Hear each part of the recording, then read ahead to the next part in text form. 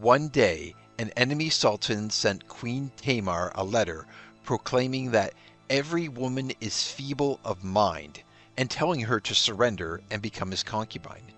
Tamar's response was so disturbing, it's impossible to forget. Queen Tamar is something of a puzzle to historians. They have trouble believing that someone could be so pious and kind-hearted, but also responsible for so many gruesome battles.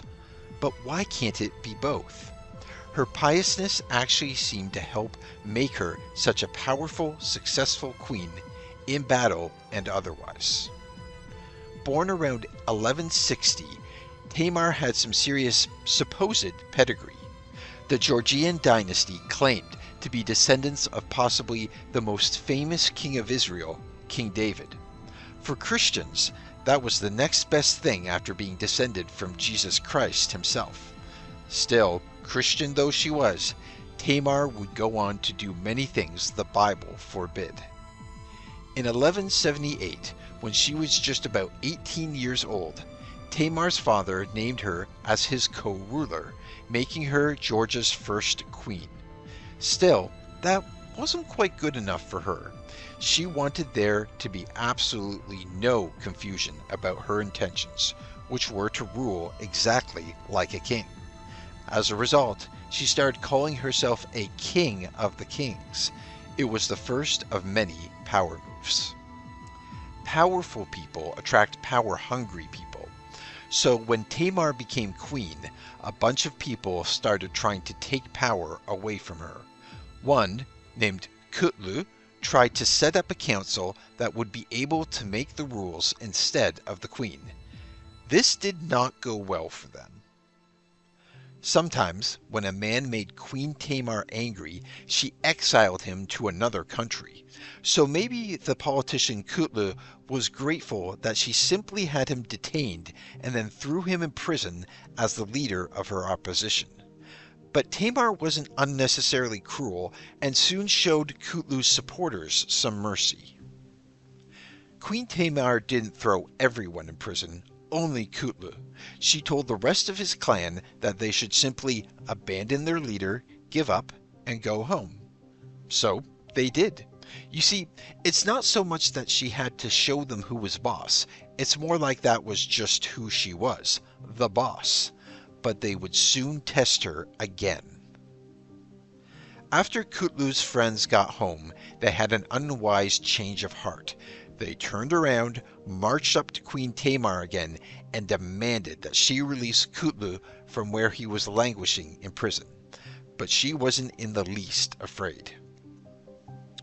When Kutlu's band of rebels demanded their leader's release, Tamar sent two noble women to negotiate. I don't know what those women said, but judging by the way the men responded, it must have been pretty scary. In short order, the two women Tamar had sent to do her dirty work for her had the rebels on their knees, swearing loyalty and obedience to the queen they were planning to attack just seconds before. When Kutlu got out of prison, he and his allies again tried to implement their brilliant idea of a power share with Tamar. Except their plans never really got off the ground. The entire time, Queen Tamar strung them along and let them think she was open to negotiation, but shut them down at every turn. Tamar is remembered with such reverence that someone once said that she was endowed with the intelligence and courage of a man. A big compliment for the medieval period. Kutlu? Not so much. One chronicler referred to him as a boy and a mule. In Tamar's court and the court of public opinion, Kutlu was finished, but Queen Tamar was about to meet her almost match. One annoying thing about being a queen, you usually don't get to pick your own husband. You marry whoever is going to be good for the kingdom, and that's decided by people who apparently know better than you do. Thus, Tamar's aunt picked her husband for her. Even so, Tamar may have been excited about her aunt's choice, based on what we know about him. In some ways, Tamar's potential husband wasn't terrible on paper, The man, Yuri, was a prince, politically important, a good soldier, and, like Tamar herself, was physically attractive. Very physically attractive, if you believe the source that said he was perfect of body. Unfortunately, looks aren't everything. Tamar's new husband Yuri may have been good looking, but he was also something of a total slob. He was inebriated nearly all the time. More than that, as their marriage wore on, he also developed a taste for power and started liking it just a little too much. But there was one more problem. Given that this was a political marriage, Yuri didn't exactly choose Tamar either, and may have had his own reasons to be unhappy about his bride. In fact, there were rumors that he was gay. None of this made for a blessed union, and Yuri reportedly grew more and more miserable as time went on. But if you think that Tamar just suffered through this, think again. She took drastic action instead. Divorce was not thought kindly upon in the 12th century medieval uber-Christian kingdom of Georgia, but Tamar didn't let that stop her. So, after 2 years of an increasingly doomed marriage, she went to the very Orthodox Georgian church leaders and asked for a divorce. Their response was incredible. Somehow, in 1187, Tamar successfully persuaded the religious leaders to grant her the divorce. She herself was a pious Christian, but obviously extremely charming because the Georgian religious leaders and all the nobles agreed to move the divorce forward. They didn't need to think twice, which maybe in retrospect they should have, because their decision came back to haunt them. Soon after her divorce, she arranged to have her ex-husband Yuri sent far away, 800 miles away to be exact, to Constantinople, a completely different country where they spoke a different language. He didn't react gracefully to this. Tamar enjoyed 3 blissful Yuri-free years. Only that all came to an end when Yuri trekked back to Georgia from Constantinople and staged a coup against her. Or tried to stage a coup. He failed, and was so little of a threat that Tamar didn't even bother imprisoning him, which she might have regretted because of what happened next. Even though Tamar pardoned him after the first coup, which is much more than he deserved, Yuri tried to stage another rebellion against her and failed again. You'd think he'd learn, but apparently good looks don't equal smart brain. But one good thing did come of these coups. Even though Tamar was powerful, she wasn't demolishing rebels single-handedly. One person in particular was excessively devoted to her, the handsome David Sultan, who was a prince, one of her aunt's students, and extremely good at fighting. It's this last bit that would make David so important for Tamar. Whether or not Tamar was following her emotions or a strategy to have the strongest man on her side, she made sure to marry David as soon as possible, tying the knot in 1189. Prince David would soon prove his loyalty to her in possibly the most dramatic way. Is there any better fantasy than defeating your ex in battle? What about the fantasy where you don't even break a nail because your current husband does it for you? That's right, Tamar's new husband David helped defeat Tamar's ex-husband Yuri and his band of goons who tried to depose her, twice. And the new power couple were just getting started. Tamar was a hands-on ruler, and she often rode with her men, particularly relishing in the moments she could deliver rousing speeches to her subjects before they rode into battle for her. Given all her conquests, these were clearly very motivational speeches. Believe it or not, Tamar gave away a lot of her money to those in need. When she heard that a group of monks' living quarters had burned down, she sent them money to dramatically improve their living situation, enough to install an irrigation system, build a mill, and plant a big garden. But even when she was being generous, she didn't let people forget how fearsome she could be. One time, Tamar again left money for some monks in Constantinople, only to find out that the Byzantine Empire at the time, Alexios III Angelos, promptly confiscated the money for himself. Her response? She set her sights on Angelos' territory and Trebizond in modern-day Turkey and sent in the army. Tamar did not forget about her monk friends while she was off fighting the person who had stolen from them. Not only did she send them money again, she sent them even more money than she had originally.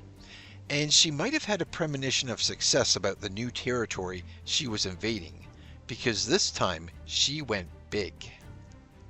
Even the Byzantine emperor himself couldn't stand in the way of Tamar. She defeated him and took over part of his territory. In a brilliant move, she then gave its rule to one of her younger cousins, who could then act as her staunch ally and extend the strength of her network. Tamar did not need studies to show that universal basic income actually improves the well-being of the whole nation. She spread her wealth around, giving 10% of all the country's wealth to the lower classes, after first forgiving their debts. And these people weren't just getting pennies either, they were getting much more. There's a reason that Queen Tamar's reign is called Georgia's Golden Age. With all the tributes she received from the places she had conquered, Georgians were partying in style. One person remarked, the peasants were like nobles, the nobles like princes, and the princes like kings. But her generosity didn't stop there. Even Tamar, who had no problem leading battles, pillaging, and plundering, knew that some forms of punishment are just inhumane. So she abolished the worst torture punishments.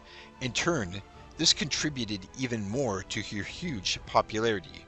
Merciful and smart. Queen Tamar's endless conquering during her heyday put some very powerful men on edge. When one neighboring sultan, Sultan II, saw Tamar and David's successes, he got so worried that he sent Tamar a letter.